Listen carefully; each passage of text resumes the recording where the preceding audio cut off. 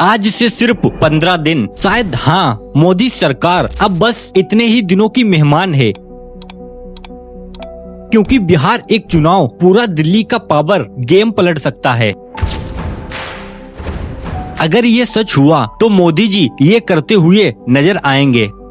अरे हम तो फकीर आदमी हैं, झोला लेके चल पड़ेंगे जी। तो चलिए आज की इस वीडियो में पूरी पॉलिटिक्स के बारे में डिटेल से समझते हैं। 19 अप्रैल 2024 से लोकसभा चुनाव शुरू हुए। पिछले 10 सालों से लगातार मोदी सरकार सत्ता में थी। इस बार उनका नारा था 400 पार। लेकिन क्या यह नारा सिर्फ जनता को इन्फ्लुएंस करने के लिए था या फिर उन्हें सच में इतना कॉन्फिडेंट था? क्योंकि यही समय था जब गोदी मीडिया हर तरफ बिके हुए एग्जिट पोल दिखा रही थी। हर चैनल पर बस यही चल रहा था 400 पार। लेकिन 4 जून 2024 को पूरा गेम चेंज हो गया। सिर्फ 240 बीजेपी को सीटें मिली और कांग्रेस को 99 सीटें मिली, यानी किसी को फुल मेजोरिटी नहीं मिली। अब सबसे बड़ा सवाल था सरकार कौन बनाएगा, और यहीं से शुरू हुई असली पॉलिटिक्स। छोटी छोटी पार्टियों को बड़ी बड़ी ऑफर मिलने लगे और यही हुआ। पहले नीतीश कुमार बीजेपी के साथ आए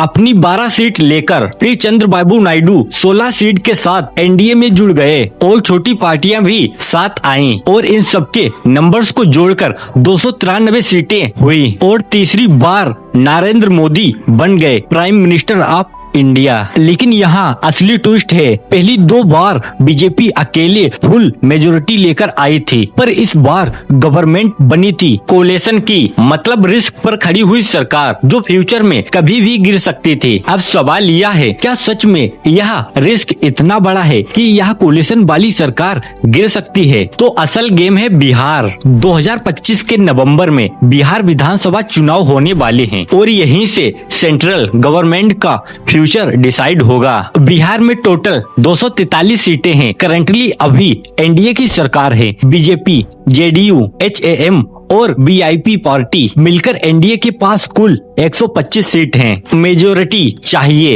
122, यानी 4 सीट इधर उधर हुई तो सरकार गिर जाएगी। तो क्या नीतीश कुमार की कुर्सी हिलने वाली है? और अगर बिहार की सरकार गिरी तो दिल्ली की सरकार कैसे हिलेगी? 2020 में तेजस्वी यादव की पार्टी आरजेडी ने 75 सीटें जीती थी। उनके साथ राहुल गांधी की कांग्रेस और कुछ छोटे दल, कुल मिलाकर 110 सीटें हुई। मेजोरिटी से सिर्फ 12 सीट दूर। लेकिन 2015 में बीजेपी को बिहार में सिर्फ 53 सीटें मिली थी और फिर 2020 में बीजेपी एकदम 74 सीट पर पहुंच गई। वही कांग्रेस 27 से गिरकर 19 पर आ गई। यानी साफ है कि सेंट्रल की हवा बिहार का पासा पलट देती है। अब बड़ा सवाल यही है, 2024 में कांग्रेस ने अपनी सीटें डबल कर ली और बीजेपी नीचे आ गई, तो क्या वही ट्रेड 2025 बिहार चुनाव में रिपीट होगा? शायद यही डर नीतीश कुमार को भी है। नीतीश कुमार ने मुख्यमंत्री महिला रोजगार योजना शुरू की है, तभी तो उन्होंने अचानक महिलाओं के खाते में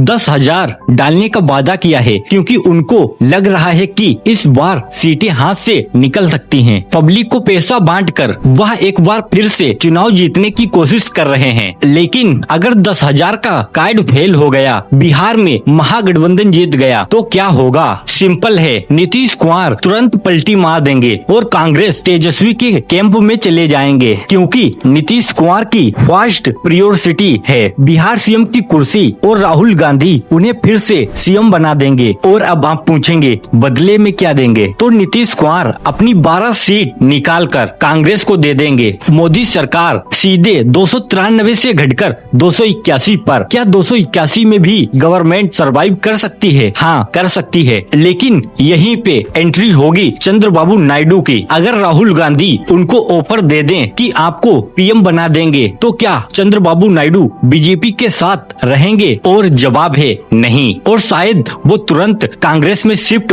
हो सकते हैं। अब अगर चंद्रबाबू नायडू भी एनडीए को छोड़ देते हैं तो बीजेपी के पास बचेंगे सिर्फ 265 सीटें, यानी बीजेपी की गवर्नमेंट गिर चुकी है। तो लेने के देने पड़ गए। इतना ही नहीं, महाराष्ट्र महाराष्ट्र में एकनाथ शिंदे भी कांग्रेस कैंप में चले जाएंगे, क्योंकि बीजेपी ने एकनाथ शिंदे को सीएम की कुर्सी नहीं दी। कांग्रेस उनको महाराष्ट्र का सीएम बना सकती है। उनके पास भी 7 सीट हैं। अब फाइनल इक्वेशन देखिए, बीजेपी बचेगी सिर्फ 258 सीट पर और इंडिया अलायंस क्रॉस कर जाएगी बीजेपी को, यानी पावर शिफ्ट हो जाएगा इंडिया अलायंस के पास। लेकिन असली मास्टर स्ट्रोक यहाँ है, पीएम फिर भी राहुल गांधी नहीं बनेंगे।